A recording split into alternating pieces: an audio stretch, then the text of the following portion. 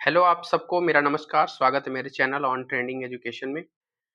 कुछ देर पहले मतलब शाम को 3-4 बजे के आसपास बीपीएससी अपना एक नया कैलेंडर जारी किया है। आप शायद सभी अभ्यर्थी देख लिए होंगे या वो बीपीएससी की तैयारी करने वाले हों, एईडीओ की तैयारी करने वाले हों, चाहे टीआरई 4 की तैयारी करने वाले हों। सबसे बड़ा आपके लिए आज का एक दुखद टीआरई 4 अभ्यर्थियों के लिए है, सबसे बड़ी बात कि पीटी और मेंस को लेकर के। तो क्या प्री और मेंस का क्या है पूरा सच उसके बारे में हम आपको अच्छे तरीके से समझाने वाले हैं। क्या आपको सच में क्या मेंस का पेपर होगा? और मेंस का पेपर होगा तो क्या हमको डिस्क्रिप्टिव पेपर लिखना होगा? 32,388 पोस्ट है वैसे माने तो। 388 पोस्ट ही अभी तक दिया गया, जो बढ़ा हुआ 2000 पोस्ट की बात है वो अभी उसमें नहीं की गई है। तो सबसे बड़ी बात अब इस छात्रों के लिए आज की है कि सबसे बड़ी आपको चेतावनी क्या करना है, आपको क्या सजग होना है, किन चीज़ों से, किस प्रकार से हम समझेंगे इन चीज़ों को। आइए हम एक-एक करके सभी चीज़ों को देखते हैं। सबसे बड़ा सवाल टीआरई 4 को लेकर के है, सबसे बड़ा सवाल यही है कि मेंस में क्या लिखना होगा? तो मेरा सबसे इसका यही आसान उत्तर है कि अभी मेंस बस दिया गया है, तो क्या मेंस डिस्क्रिप्टिव होगा कि नहीं होगा? अभी इस पे किसी भी प्रकार की पारदर्शिता आपके सामने नहीं आई है।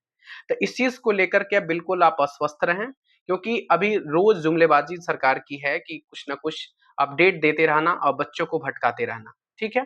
बस इस बात यही की गई है कि टीआरई 4 को 2 फेज़ में लिया जाएगा, जैसे एईडीओ के अभ्यर्थी देख रहे हैं, उनके लिए भी है। उनका भी 2 फेज़ में एग्ज़ाम होने वाला है। तो जो मेंस आपका अभी कैलेंडर में केवल मेंस में लिखा हुआ है, तो ना ही उसका डिस्क्रिप्टिव का लोचा भी समझाया गया है, ना कि एमसीक्यू का।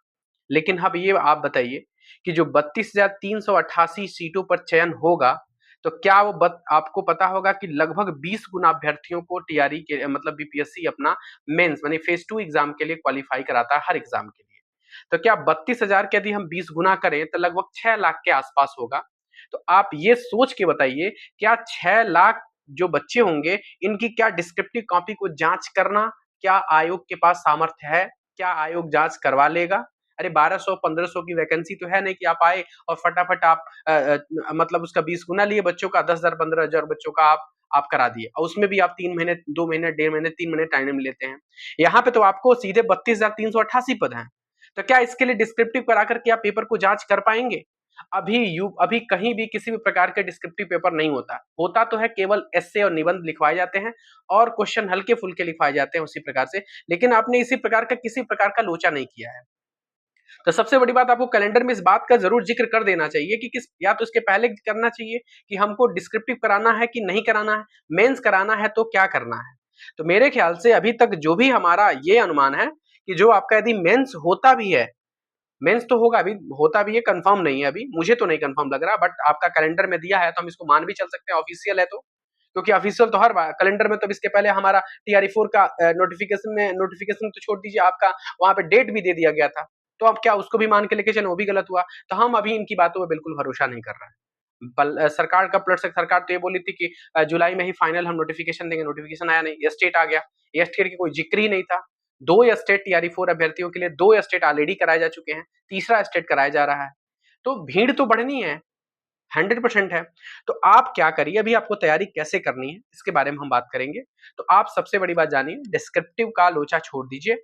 अभी आप जिस प्रकार से पढ़ रहे हैं वैसे ही पढ़िए। बस आपको क्या करना है, थोड़ा-सा अपना सेंस मतलब कि सेंसिबल चीज़ें को पढ़ना है। मतलब आप क्या कर सकते हैं, उसमें हम ये से बोल सकते हैं कि अब आप जो भी चीज़ पढ़ें, अब उनको थोड़ा-सा आप मतलब थोड़ा डिस्क्रिप्टिव तरीके से पढ़ें। डिस्क्रिप्टिव तरीके से कहने का मतलब कि आप उन चीज़ों को थोड़ा-सा थ्योरेटिकल चीज़ें पढ़ें। मतलब वन लाइनर फॉर्मेट की तरफ ध्यान कम दें। कहने का मतलब ये, चैट जीपीटी, चैट जेमिनी का हेल्प आप ज़्यादा से ज़्यादा लें। मैं आप फिर से बोल रहा हूँ कि जो चैट जेमिनी मतलब एआई का यूज़ आपके एग्ज़ाम में खूब धड़ल्ले से हो रहा है, तो आप कोई भी क्वेश्चन करें, तो क्वेश्चन को जवाब आपको जेमिनी जो गूगल का जेमिनी है, उनसे आप ज़रूर सर्च करने की कोशिश करें, क्योंकि क्वेश्चन वहीं से डायरेक्ट आने हैं। किसी भी प्रकार का क्वेश्चन पढ़िए, वहाँ से आप क्वेश्चन जनरेट करके पढ़िए, वहाँ से क्वेश्चन माँगिए, उनसे वो बनाकर देंगे, आप वहाँ से भी पढ़िए, ठीक है? अगला पॉइंट हम आगे चलते हैं लेके आपको के, अब आपको सबसे बड़ी बात करना क्या है? तो आपको करना क्या है, इसमें आपको सबसे पहले जीएस मजबूत करना है। मैं क्या बोल रहा हूँ? सबसे पहले जीएस मजबूत करें, और जो कि आपका अभी पैटर्न भी नहीं दिया गया है, तो जो भी होगा पुराने पैटर्न पे ले रहे हैं कि नहीं ले रहे हैं, लेकिन अभी हम तैयारी जैसे कर रहे हैं वैसे ही करेंगे। तो जीएस जिस प्रकार से आप पढ़ रहे थे सेम वैसे भी पढ़ें। जो हमारे जो आपकी जो स्टेट निकाल चुके हैं वो अपने सब्जेक्ट की तैयारी काफ़ी कमांड कर लें कि हमको किस सब्जेक्ट से एग्ज़ाम दे रहे हैं। जैसे मान लीजिए कि 6 टू 8 के लिए आपका एसएसटी में कौन-कौन सा सब्जेक्ट है, उन सब्जेक्ट पे कमांड करें, 9-10th वाले अपना समाज सब्जेक्ट पे कमांड करें। जो पीजीटी के अभ्यर्थी के वो अपने सब्जेक्ट को बिल्कुल मजबूत कर लें। और उसके साथ-साथ सबसे इम्पोर्टेंट महा रोल अदा करेगा आपके एग्ज़ाम के लिए प्रीवियस ईयर्स क्वेश्चन। और आप देख रहे होंगे मेरे यूट्यूब चैनल पे आपको मैथ्स का हम पीवाईक्यू करा रहे हैं। पहले भी हमने पीआईक्यू अपने अपने क्वेश्चन अपने अपने यूट्यूब चैनल पे डाल चुका है, आप ज़रूर जान लीजिए। अब ध्यान दें कि अभी ऑफिशियल नोटिफिकेशन का इंतजार कब करना है? जब आपको शिक्षा विभाग आदेश करे इनको कि किस प्रकार से आप एग्ज़ाम पैटर्न रखेंगे, क्या कैसे कराना है, अभी तो स्टेट कराएँगे, क्या करेंगे कुछ समझ में नहीं आ रहा है। तो इन बात को आप बिल्कुल इंतजार करिए, पढ़ाई को आप करते रहिए, विराम नहीं देना है, कहने का मतलब ये है। और दूसरी बात यूट्यूब और सोशल मीडिया की अफ़वाहों से दूर रहें और अपनी स्ट्रेटजी जो आप जिस स्ट्रेटजी पे काम कर रहे हैं उसी स्ट्रेटजी पे चलें। फाइनली मेरा कंक्लूजन ये है जिस हिसाब से आप पढ़ रहे हैं उसी हिसाब से पढ़िए। एक ही आपको काम करना है क्या कि थोड़ा-सा क्वेश्चन के लेवल को मतलब पढ़ाई के तरीका को बदल डालिए। अब एआई की तरफ मूव हो जाइए आप।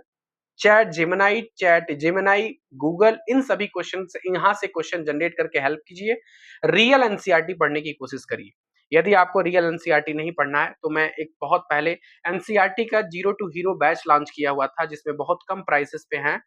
उसके साथ हमने बिहार सीईआरटी की हिस्ट्री और ज्योग्राफी भी लॉन्च किया था। एक आधुनिक भारत का मिश्रण मैंने दिया था एनसीईआरटी और एससीईआरटी और साथ में बीपीएससी द्वारा पूछे गए प्रश्न भी थे। आपको इस नंबर पे व्हाट्सएप करके पूरी जानकारी इस कोर्स का ले सकते हैं। कोर्स क्या है? पीडीएफ है आपको, बहुत मेहनत मैंने इनको बनाया है, लाइन बाय लाइन बनाया है। जिनको ये स्टेट अभी फिलहाल आपके सामने है, जिन अभ्यर्थियों के स्टेट पे बिल्कुल ध्यान देके अपने सब्जेक्ट पे मजबूत पकड़ बनाकर के स्टेट को क्वालीफाई करें। या स्टेट क्या है आपको फिर आपका जो भी हो, या आपका हिस्ट्री सब्जेक्ट है, या तो आपका जियोग्राफी सब्जेक्ट है, चाहे आपका पॉलिटी सब्जेक्ट है। मैं आपको बता दूँ, सभी के सभी अवेलेबल हमारे पास है एनसीईआरटी के एमसीक्यू। आप केवल एमसीक्यू करके जाते हैं 80% गारंटी हमारे नोट से आने की गारंटी है। केवल एमसीक्यू आपको पढ़ के जाना है, वहां से आपका स्टेट क्लियर होगा। आपके सब्जेक्ट का 70 से 80% हमारे नोट से मिलेंगे। तो आप इसको परचेस करने के लिए इस नंबर पे आप व्हाट्सएप कर सकते हैं 7905858205 पर। टीआरई 4 के अभ्यर्थियों के लिए और स्टेट के लिए रामबाण साबित होगा।